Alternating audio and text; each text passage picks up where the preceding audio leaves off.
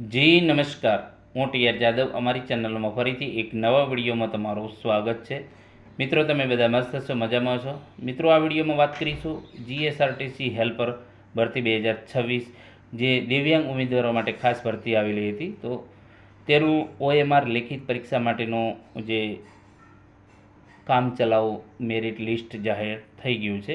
તો મિત્રો, આમાં કોણ પરીક્ષા આપી શકશે, બરાબર, લેખિત પરીક્ષા ઓએમઆર, તો તેના માટેનું આ કામચલાઉ મેરિટ યાદી છે.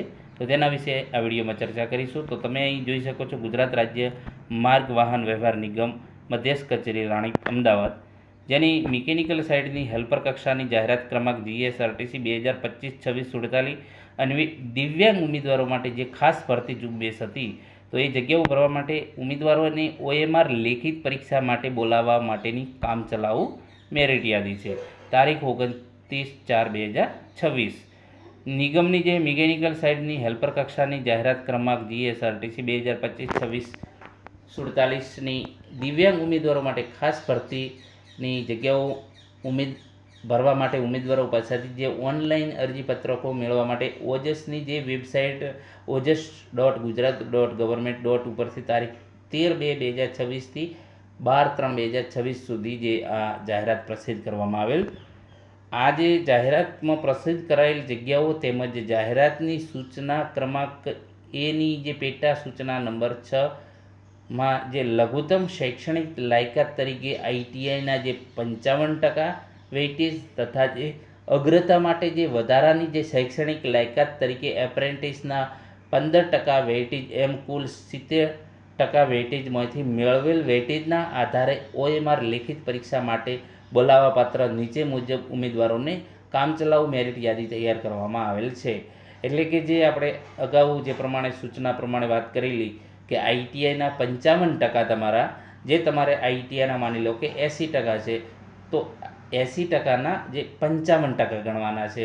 અને જે એપ્રેન્ટિસ કરેલી છે વધારે અગ્રતા માટે વધારાની જે શૈક્ષણિક લાયકાત તરીકે એપ્રેન્ટિસના 15% ગણવામાં આવશે. અને એ 15 ને 55 70%માંથી જે તમારું આઈટીઆઈ પ્લસ એપ્રેન્ટિસના બંનેના ભેગા કરીને જે 70માંથી જે તમારું થાય એ મેરિટના આધારે આ લેખિત પરીક્ષા માટે બોલાવવામાં આવે છે. આ જે કક્ષા બનાવવામાં આવેલ કામચલાઉ મેરિટ યાદીમાં નામ જાહેર થવા માત્રથી ઉમેદવાર ઓએમઆર લેખિત પરીક્ષા માટે પાત્ર બનતા નથી. હજુ પણ એનું જે ફાઇનલ પણ મેરિટ લિસ્ટ આવશે આના પછી. નિગમ દ્વારા પાત્ર થયેલા ઉમેદવારોને ઓએમઆર લેખિત પરીક્ષા માટે બોલાવવામાં આવશે. આ જે કક્ષામાં આવેલ કામચલાઉ મેરિટ યાદી અન્વયે પરીક્ષા માટે પાત્ર થતા જે તે કેટેગરીના છેલ્લા ઉમેદવારોના કટ ઓફ માર્ક્સ આપેલા છે, એની ચર્ચા આપણે કરીશું. જે કોઈ ઉમેદવારોનું મેરિટ કટ ઓફ મેરિટ જેટલું અથવા તો એના કરતાં વધુ મેરિટ બનતું હોય અને તેઓના નામ આ કામચલાઉ મેરિટ યાદીમાં આવેલ ન હોય, તો તે ઉમેદવારોને જો વાંધો હોય તો આ કામચલાઉ મેરિટ પ્રસિદ્ધ થયેથી દિન 7માં તમારે ઈમેલ આઈડી અહીં આપેલી છે, તો એ ઈમેલ આઈડી પર તમારે એ જે છે તમારા ત્યાં એનું વાંધા ઓનલાઈન અરજીપત્રક સાથે મોકલી આપવાનું રહેશે. અને ત્યારબાદ કોઈ પણ વાંધા જે સ્વીકારવામાં આવશે નહીં.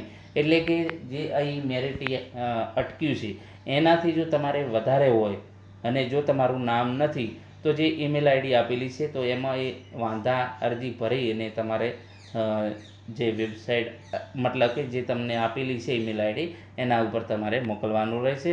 હવે વાત કરીશું કામચલાઉ મેરિટ યાદી અટકેલ મેરિટ માર્ક્સ.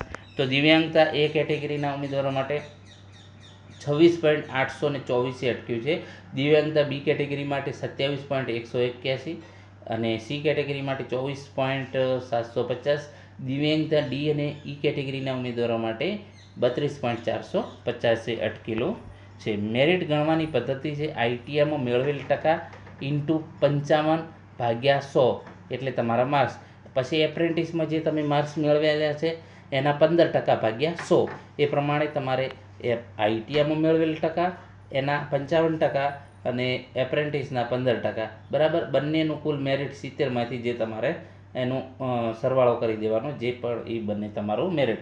અહીં ઉમેદવારોના નામ આપેલા છે દિવ્યાંગતા કેટેગરી પ્રમાણે A B C D, બરાબર. આ PDF તમને અમારી વોટ્સએપ ચેનલમાં પણ મળી જશે અને ટેલિગ્રામ ચેનલમાં પણ તમને મળી જશે. તો ટેલિગ્રામ ચેનલમાં પણ જોડાઈ જજો. અહીં તમામ નામ આપેલા છે, જે 10 પેજની PDF છે.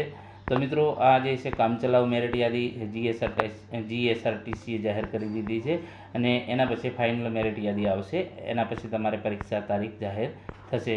તો મિત્રો, આ જે છે જે પણ મિત્રો તૈયારી કરી રહ્યા છે તો એ પ્રમાણે પોતાનું નામ ચેક કરી લેવું કે આમાં નામ આવ્યું છે કે નહીં, બરાબર. તો એ પ્રમાણે તમને ટૂંક સમયમાં જે ફાઇનલ મેરિટ પણ આવશે અને એના પછી તમને પરીક્ષા માટેની ડેટ પણ જાહેર થશે. તો આ વધુમાં વધુ મિત્રોને શેર કરજો, જેથી કરીને દિવ્યાંગ ભાઈઓને આ લાભ મળી શકે.